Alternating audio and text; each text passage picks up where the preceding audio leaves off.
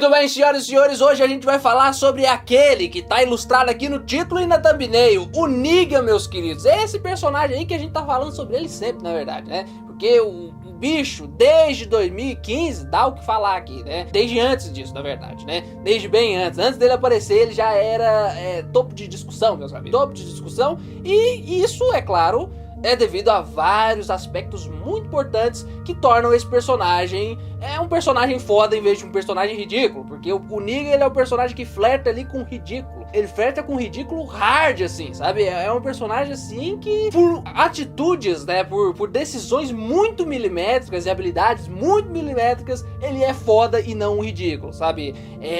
Nós vamos entender isso um pouco agora mesmo. E é claro que esse vídeo serve também como uma homenagem ao Jeffrey Dean Morgan, que é um dos elementos mais essenciais para tornar o Negan, né? O ator que interpreta o Negan, que fez aniversário ontem, olha só.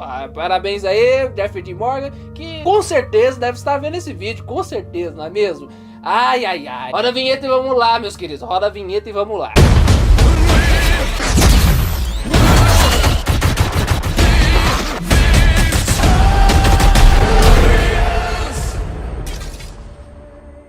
Muito bem, Negan, meus amigos. Negan é um personagem, um personagem e um vilão que a gente não vê surgindo por aí todo dia, sabe? A gente não vê surgindo um Negan todo dia aí na cultura pop, em toda obra, em qualquer obra, porque é difícil de fazer um vilão como o Negan, cara. É muito mais fácil você optar por outros tipos de vilão do que o Negan, porque o Negan, ele se parece muito com alguns vilões que a gente tem, mas ele traz uma roupagem diferente desses vilões que a gente já conhece. Por exemplo, o Coringa. Ele é tipo o Coringa, mas sem a loucura absurda, sabe? E sem toda a fantasia que é um Coringa, mesmo que haja Coringas mais pé no chão, é claro. Ele é tipo o Coringa, sabe? Ele é tipo o Coringa, só que ele não é doido, sabe? Ele não é um maluco completo, embora quando ele apareça, a gente tenha certeza absoluta que ele é meio doido.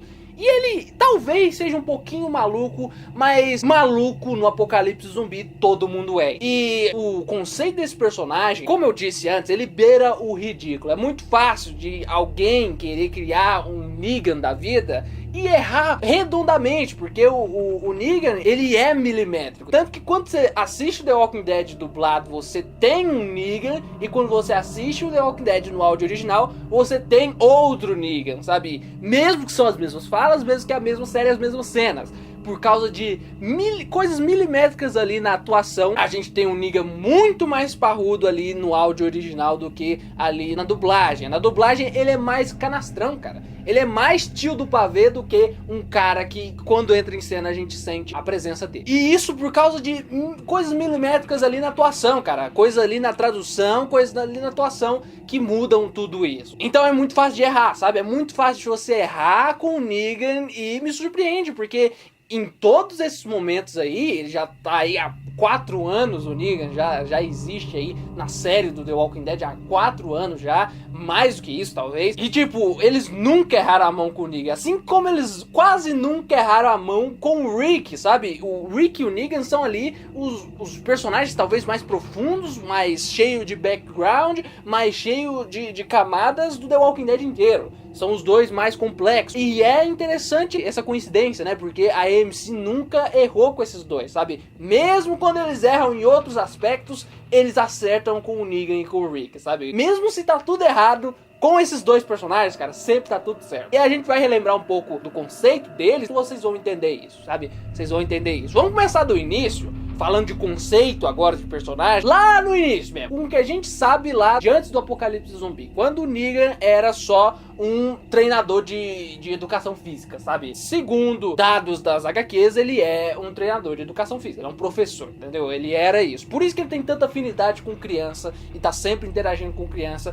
E isso é um dos artifícios que eles mais usam pra trazer a humanidade pro cara, né? E é eficaz pra caramba. Mas basicamente, antes do apocalipse zumbi, ele tinha uma esposa que era muito boa pra ele e ele não era muito bom pra ele. Ele é um cara merda, sabe? Ele era um cara pra merda e ele não valorizou o que ele tinha, que era a coisa mais preciosa que ele tinha. Aí a esposa dele, antes do apocalipse zumbi começar, pegou câncer e foi pros estágios terminais da doença, sabe? Morreu de câncer. Ele perdeu a Lucille, que era a esposa dele, e por isso ele apelidou o taco de beisebol de Lucille. E aí, vendo que ele foi um merda com ela a vida inteira, e só no final que ele começou a ser gente de verdade com a mulher, ele começou a se culpar, sabe? Ele começou a se culpar muito, muito hardmente quando ela morreu, e com isso ele morreu junto praticamente, sabe? Ele perdeu a humanidade, ele fala isso na 10ª temporada. Quando ela morreu, cara, ele simplesmente estava existindo, ele não estava mais vivendo, ele fala isso pra Alpha. Ele não sentia mais nada, sabe? Ele não sentia raiva, ele não sentia dor, ele não sentia mais nada.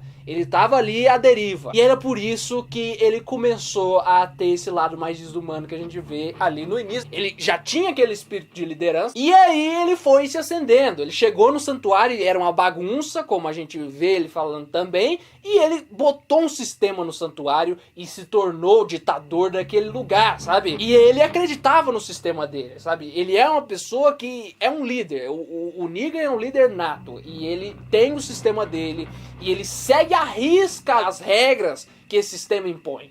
Isso é que é o mais interessante do Negan e dos Salvadores. Porque, veja bem, a gente tem vários vilões em The Walking Dead, e a maioria deles tem o artifício de ser mal por ser mal, sabe? E isso é meio pobre, sabe? Por exemplo, a Alpha, ela é mal, porque ela é doida, entendeu? Ela é maluca. O governador é a mesma coisa, ele passa por cima das próprias regras o tempo inteiro. Ele é mal porque ele é mal. A gente tem também o Garrett, que é os canibais lá, eles são malucos, entendeu? Mas só que o Garrett, ele é mais humano ainda, sabe? Ele levou muito e agora ele tá batendo de volta, sabe? Ele é mais rico um pouco nessa questão do conceito. Aí a gente tem os Salvadores. Os Salvadores, eles deixam claro as regras dele, e a todo tempo eles se mostram esforçados pra seguir as regras que eles impõem. Eles não mentem. Embora a gente ali na 8ª temporada veja o Trevor, né, o Simon, tentando passar por cima dessas normas, porque ele não acredita mais, né, no Negan e nas regras dele de não matar as pessoas, e o Negan fazendo de tudo pra punir ele por causa disso, sabe? É inclusive uma trama irada, cara, que é o Negan e o Simon ali na 8ª temporada. Mas a questão é que é o seguinte: o Negan, ele é razoável com as suas regras, ele tem as regras, e se você seguir as regras, ele vai te recompensar, sabe? Embora ele faça ali uma manobra pra te deixar cada vez mais encurralado, é claro, pra que ele ganhe cada vez mais com a sua boa vontade, entendeu? Era o que ia acontecer com o Rick se ele, por exemplo, ficasse recuado, se ele não quisesse lutar lá na guerra, sabe? Os Salvadores iam começar a tirar mais e mais e mais, iam continuar botando cada vez mais medo no Rick, até que eles ficariam quase sem nada, sabe? Tipo, escravo mesmo. Essa era a tendência da coisa, sabe? Então aí já não é mais tão justo, mas é uma manobra ilusiva, sabe? Porque em momento nenhum eles voltam atrás com o que eles dizem, sabe? Por exemplo, o Negan, quando ele foi introduzido, ele de cara matou 2 personagens muito queridos. Ele matou o Glenn e o Abraham. São personagens extremamente queridos, e ele matou esses personagens. Ele não só matou, ele não só deu um tiro na cabeça, ele matou da maneira mais sádica e cruel possível, de maneira que a gente olhava pra aquele cara e falava: esse cara é um lunático, ele é maluco, esse cara é doido pra cacete. Mas não era, cara, não era, era só uma manobra pra deixar as pessoas assustadas, e não era de todo errado não, viu? Claro que é errado matar gente, mas só que o Rick, antes disso, alguns dias antes disso, tinha matado não 2 como o Negan matou. O Negan matou 2 pessoas, por punição, por vingança pelo que o Rick fez. E o Rick matou uma estação inteira. Talvez tinham centenas de pessoas lá, e em uma noite matou centenas de pessoas dentro daquela estação. Ele e os amigos dele, o próprio Glenn, que é uma das vítimas, matou a primeira pessoa da vida dele ali enquanto os caras dormiam, sabe? É muito, muito pesado isso aqui, e não tem como passar pano pra isso. A gente tá acompanhando o Rick, a gente torce pelo Rick, mas aquela atitude era desumana e era mais errada do que a atitude do Negan. Só que como eles constroem a atitude do Negan e todo aquele negócio, a maneira como eles filmam, a maneira como a gente tá do lado do Rick e não do Negan, torna o Negan o grande vilão. Mas se você acompanhar a ótica do Negan, como você tava acompanhando a ótica do Rick, você vai ver que no caso, o Rick é que é o grande vilão, entendeu? E era por isso que a guerra dos Salvadores era uma coisa tão interessante. Não era preto no branco, não era o Rick o bonzinho contra o Negan o cara mal full evil. Não era igual, por exemplo, a Alpha, que é full evil mesmo. Era dois caras que tinham culpa no cartório lutando por seus ideais. Parece até guerra da vida real, sabe? Na verdade, todas as guerras da vida real são assim, sabe? São pessoas que fazem coisas erradas, os dois lados, entendeu? E aí gera guerras. É muito realista o conflito ali do Rick contra os Salvadores. É isso que é muito interessante no Negan. Ele é um personagem que começa e você acha que ele é um lunático, mas ele não é bem assim, sabe? Ele tem princípios e ele é muito sistemático ao cumprir os princípios dele, entendeu? Porque ele acha que aquele sistema funciona, entendeu? E se ele cumprir aquele sistema direitinho, ele vai fazer funcionar, sabe? É quase matemático, cara. É quase matemático a questão da tomada de decisão dele. E mais pra frente, quando a guerra já tá avançada ali e as coisas estão acontecendo, e a gente vai tendo mais cenas do Negan, dele tomando as decisões durante a guerra, e a gente vai entendendo mais o lado humano dele. A gente tem aquela cena maravilhosa dele e do Padre Gabriel preso ali dentro daquele container na 8ª temporada, em que ele começa a expor mais do passado dele, e a gente começa a entender mais que esse cara, ele tem humanidade sim, ele não é só um lunático. Na verdade, ele é bem menos um lunático que a gente imaginava que ele seria, e eles vão desenvolvendo isso de modo que chega no final da 8ª temporada e a gente não tá torcendo pra que o Negan morra, entende? Ninguém tava torcendo pra que o Negan morresse. Só o Rick, no caso, né? Que o Rick tava querendo matar ele. A gente tava começando a admirar ele como líder, sabe? Mesmo ele sendo um líder tirano como ele era, a gente tava começando a admirar ele porque ele era um puta personagem. A gente tava começando a entender a visão dele e achar menos monstruosa que a visão do Simon, por exemplo, que era o cara que a gente queria ver morto, entendeu? Tanto que quando o Negan sai do santuário, né? Quando acontece toda aquela questão do Rick desviar ele do santuário e querer matar ele, ele foge, e aí ele vai lá pro lixão e depois ele volta pro santuário, ele vê que o Simon tomou o santuário pra si, e aí ele vai e arquiteta um plano, todo um plano ali por debaixo dos panos pra tomar de volta o negócio. Cara, naquele momento você não tá torcendo pro Simon, você não tá torcendo pro Rick, você não tá torcendo pra ninguém, você tá torcendo pro Negan. Você quer ver como o Negan vai tomar aquele lugar de volta, porque o Negan é o Negan, cara. Entre Negan e Simon, você quer o Negan, porque o Negan, ele é o cara que a todo momento das discussões dos dois, ele falava: pessoas são recurso. Você não mata pessoas à torta e à direita, você mata um ou dois para que as outras pessoas entrem na linha. E ele seguiu esse ideal até não dar mais, sabe? Até não dar mais. E quando ele toma de volta o santuário e faz as maquinações ali, cara, você começa a admirar ele ainda mais, você tá torcendo pra ele, sabe? É o vilão da história, é o cara que, se ele tomar de volta o santuário, ele ainda vai ser a ameaça que vai contra os heróis que você tá torcendo. E mesmo assim é interessante de ver. O episódio 15 da 8ª temporada é um dos melhores episódios da temporada, com ele tomando o negócio de volta. Porque a gente chega e sente que, cara, esse cara é o Negan, cara. Esse cara é foda. Esse cara não merece morrer. Esse cara não merece ficar longe da liderança. Ele tem que arrebentar esse tal de Simon aí, cara. E ele arrebenta, mas ele arrebenta literalmente, viu? Ele dá porrada no cara. Ele dá porrada. E a gente tem ali, lá no final da 8ª temporada, já o cenário perfeito. Um vilão que a gente entende, que a gente sabe que ele não é maluco, no caso, né? E ele tem um sistema, ele é fiel às regras que ele impõe, e ele tem a humanidade sim, ele tem uma humanidade atrás dele sim. Então o que a gente quer é o que o Cal queria naquele momento. É fazer com que o Negan conseguisse entender o lado do Rick, sabe? Porque, querendo ou não, o Negan, ele era inteligente, ele tinha o sistema dele, ele era fiel com o sistema dele, e o Rick matou muito mais do que o Negan matou. Mas a questão é que o sistema do Negan continuava sendo tirano. O sistema do Negan continuava meio que escravizando as pessoas. Isso continua sendo errado, não adianta, isso continua sendo errado, continua sendo um sistema que é errado, mesmo que eles estão num apocalipse zumbi e as coisas todas mudaram, e essa foi a única saída que o Negan viu, tanto que a guerra gerou por causa disso, né? Porque o Negan, ele acreditava numa coisa e o Rick acreditava noutra. Então o que a gente queria não era que o Negan morresse, sim que ele entendesse o lado do Rick.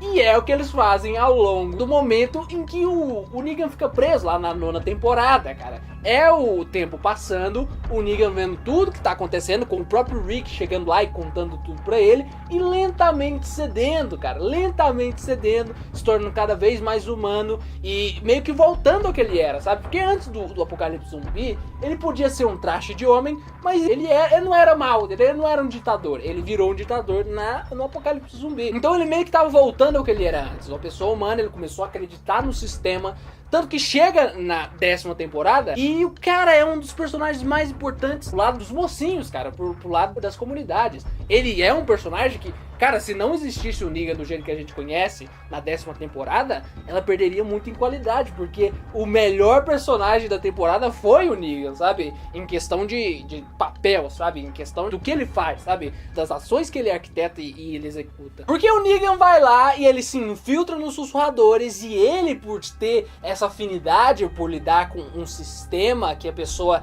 acredita que tá certo, mas que tá errado pra caramba, ele infiltra lá e ele consegue ganhar a confiança da vilã e matar ela, cara. Ele basicamente matou o vilão. Embora ele tenha deixado o mais perigoso, que é o Beta, né? Então ele não acabou com a guerra, mas ele matou o vilão, que foi o suficiente pra ele começar a ter mais credibilidade e lugar dentro das comunidades e tudo mais. Então, cara, é um arco de redenção, é um arco de... Ele nasce como um vilão, né? Ele nasce como um vilão full evil mesmo, que a gente olha e pensa, cara, esse cara é um monstro completo, que tem um desenvolvimento sutil, porque demora e é lento, não é atropelado, pra mostrar pra gente que ele é humano na verdade, que tudo aquilo que ele fez tem uma justificativa muito plausível, pra depois ele entender o que ele tava agindo que tornava ele tão vilão assim, e depois mudar a postura dele. E é claro, não é da noite pro dia. Ele não muda a postura dele da noite pro dia.